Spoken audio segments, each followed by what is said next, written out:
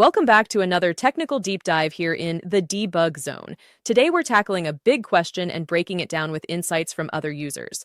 Hopefully this clears up some misconceptions and helps you get the answer you need.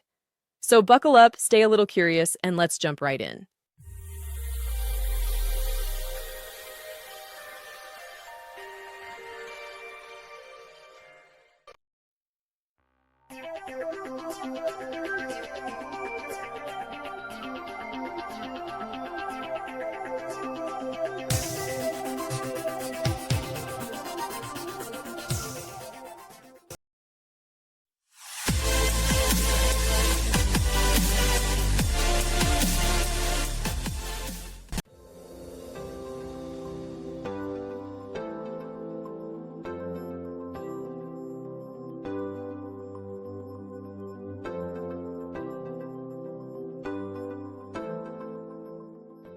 And that's a wrap. I hope you found the answer you were looking for. If you did, take a second to hit that subscribe button. It really helps out. And let me know in the comments which solution worked best for you.